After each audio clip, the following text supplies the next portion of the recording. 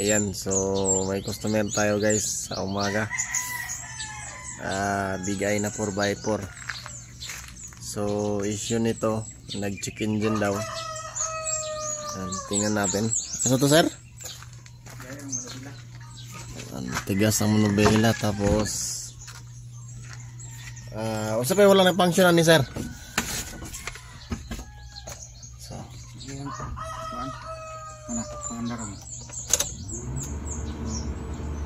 tapos mandar paandar nya check engine gap.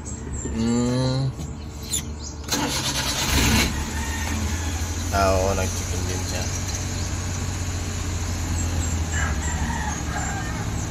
Tapos iya mo nobila apektado gahe. Nay panahon gahe yun. Nay panahon na humok siya. Gahe ano? Humok siya. Humok pa siya. Pag magdagan na kasiguro mawala siya. Magdagan na gahe. Siyempre. Kung magdagan humok, pagka hunong nimos ka ng traffic light gahe. Oo, magahe siya. So, yan. I-scan natin nito kung bakit. Kasi duda ako. Ano po? Bus, ano di mo sangka? Duda ko. May connection ito sa speed sensor. Malambot naman ubila niya. So ang problema ni sir, tumitigas daw pag nasa traffic light. So ibig sabihin may connection ito sa speedometer niya kasi yan, check engine na yan. Check engine yan kasi may sensor yan na nagkakaproblema. So kaya rin tumitigas ito kasi itong speedometer niya hindi nag-function. So tingnan natin ito kung anong problema niya. Scan muna natin. So ayun, vehicle speed sensor ang problema niya. So hindi porke vehicle speed sensor ang lumabas yun na talaga ang papalitan natin ng sensor, kundi titingnan natin kung anong nangyari doon. Tanggalin natin yung speed sensor niya at tayo muna natin palitan o testiran kung nagmamagnet ba siya. So ang power steering lang niya, check natin. Power steering ginagana, power steering niya. Ngunong ka nagahe na. Pero walang ngunong mo mandar na pod. Mandar na pod. Steering-rang ang So pinalitan namin to kasi ito nga nasira na. Siguro sa kadugayon na nito. Katagalan, sir, no? Kadugayon na. 3 years na eh. Pero actually guys, di mo na mawala ang power steering kung di siya nag-check engine. So nag-check engine siya dahil hindi gumagana yung kanyang speedometer. So yan, si Big Eye na ang makina ay K6A. Yan. So yan yung mga problema niya. Si control module, si ECU, yung computer box, nagsisend dito ng check engine kasi nga may sensor siya na nabasa na may problema sa makina. May problema doon sa electronic parts niya, yung kanyang sensor. So nang dinayagnos natin, lumabas yung speed sensor. So connect na yan guys. So dahil ito ay matagal na talaga na problema ni sir, pinalitan na lang namin ng kasi ito nga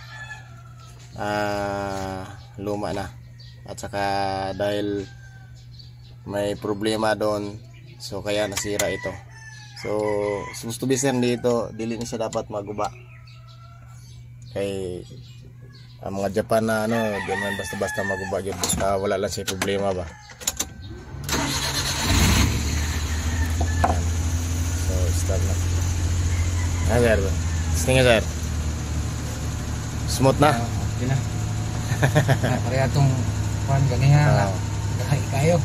Pero bago na to ni siya i-final, ayusin sa to sa transmission mo, tanawon sa nato dito sa problema dito. Kay di man pwede na ilisan na niya naga-check engine yapon siya. Kay iyahagya po nin dauton.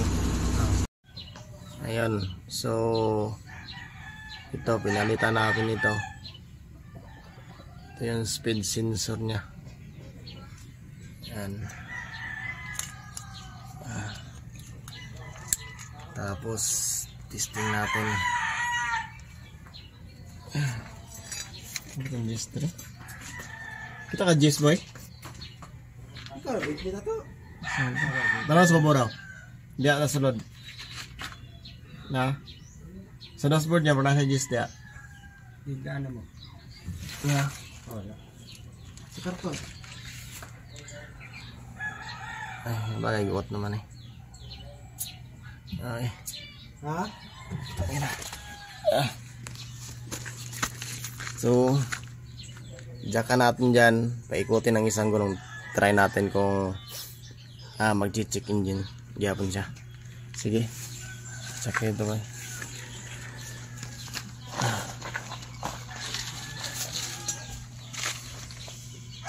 Yan. So, ano pala? Taga-Marahan pa si sir. Layo ba? Pumunta pa dito kasi nga dito talaga si sir nagpapagawa. Ayan, sir. Shout out kay sir. Shout out. Ay, apelido nyo sir? Akil. Akil eh. Ano po ito? Yung partner ni sir ay ano sa government. Ayan. Kagawad sa Marahan. Okay. Sige boy. So, yung ginagawa namin guys, ginadyakan namin tapos ini-engage namin para malaman namin kung working ba yung kanyang gauge. So, hindi naman talaga hanger lang konti. Tama na? Tama na? Ayun guys, saka handbrake. Try natin. So, try na natin.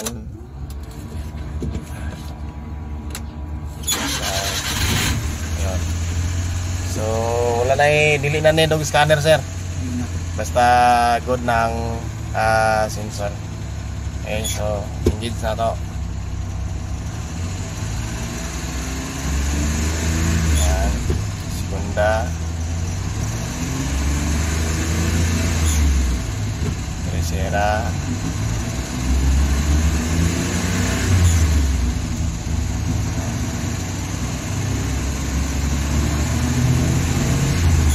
Okay. So, yun lang. At okay na ito. So, good na. Steering, humok na. Okay, so kasi magproblema itong mga K6A na ito. Magkukunik-kunik kasi yan.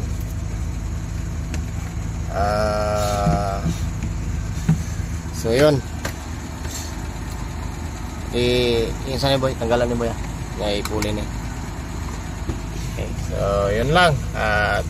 Problem solved.